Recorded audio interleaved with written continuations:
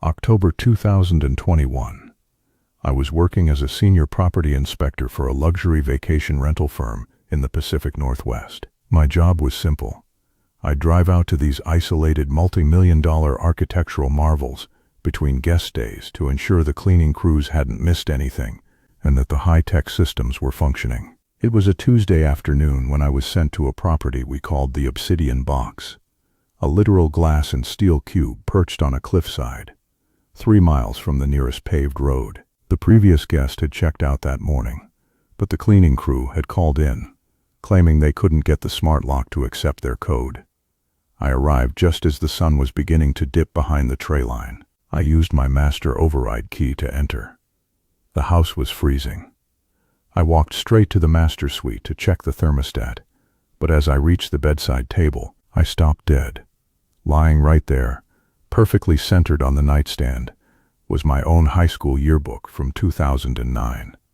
My brain didn't even process the fear at first. I just felt this bizarre, cold wave of confusion.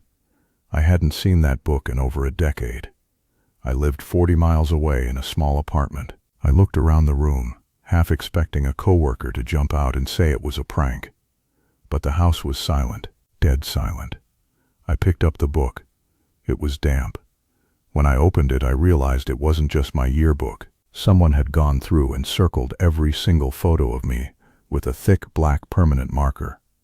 Not just the portrait, the group photos, the candid shots in the background of the cafeteria, even the tiny blurry reflection of me in a trophy case photo on page 84 was circled.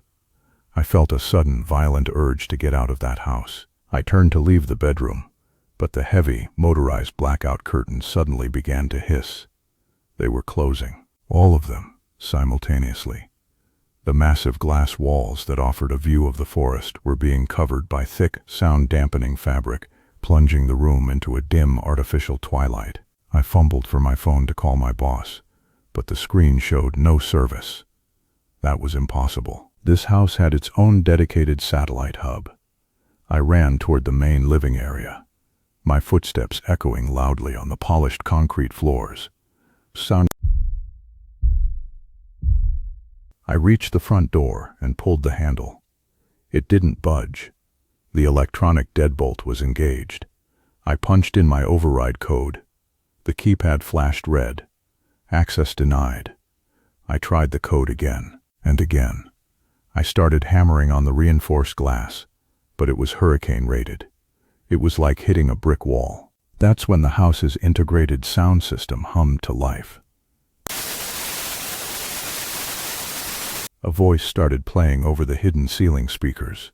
It wasn't a computer-generated voice. It was a recording. It was a recording of me from 10 minutes ago when I first walked into the house. I heard the sound of my own keys jingling. I heard myself sigh.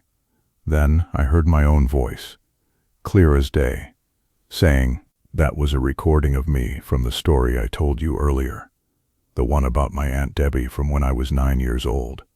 Someone had been monitoring my digital life. They had my yearbooks. They had my stories, and now they had me in a soundproof box. I ran to the kitchen looking for anything to use as a tool. On the marble island, there was a single fresh cup of coffee. Steam was still rising from it. Next to it was a small, handheld digital recorder. I hesitated, my heart hammering against my ribs. I pressed play. A man's voice, low and calm, spoke through the tiny speaker. "You're a good storyteller, Elias, but you always leave out the best parts. You never told them what happened to the person who took the photos." I didn't know anyone named Elias. That's not my name. It was like the intruder had built a version of me in his head and was angry that the real me didn't match the script. I realized then that the guest who had stayed here hadn't overstayed by accident. They had spent the week turning this house into a trap. I heard a heavy thud coming from the maintenance crawl space beneath the floorboards. A floor vent about 5 feet away from me began to unscrew itself from the inside. The metal grate clattered onto the concrete.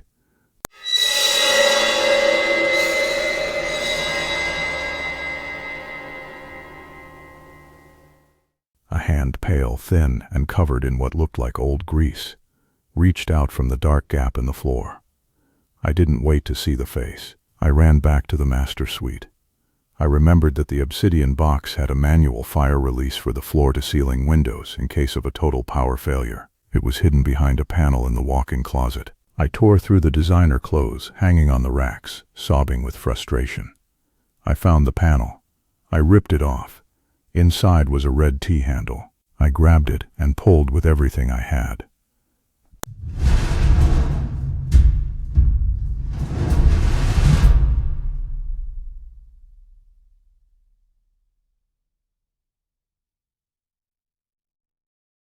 A loud pneumatic hiss filled the room as the seals on the massive glass pane released. I pushed the glass. It moved an inch. I heard the bedroom door creak open behind me. Far. "Elias?" the voice asked. It sounded exactly like my own voice. Not a recording this time. A perfect, live mimicry. I threw my entire body weight against the glass. It swung outward just enough for me to squeeze through. I tumbled out onto the gravel terrace, skinning my palms and knees. I didn't look back. I sprinted for my truck, fumbling for my physical key fob. I jumped in, locked the doors, and roared down the driveway, the tires throwing rocks into the trees. I drove until I hit the main highway, and only then did I look in the rearview mirror. The house was a dark, silent cube on the cliff, but as the distance grew, I saw the master bedroom light flicker on. A figure was standing at the edge of the terrace, perfectly still, watching me drive away. The police went up there an hour later. They found the house perfectly clean.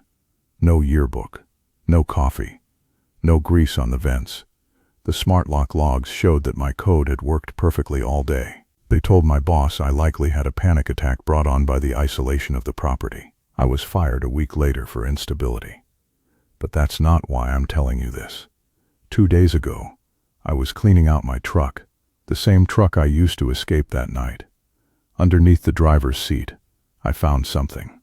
It was a small black GPS tracker.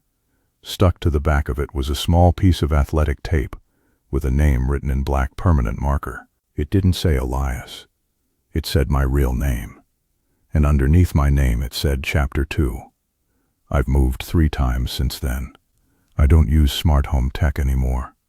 I don't even like being in rooms with large windows, because every time I hear a floorboard creak or a vent rattle, I wonder if the person who spent years circling my photos has finally finished reading the first chapter. Some things are better left unshared, but I had to get this out. See you in the next episode. Don't forget to subscribe.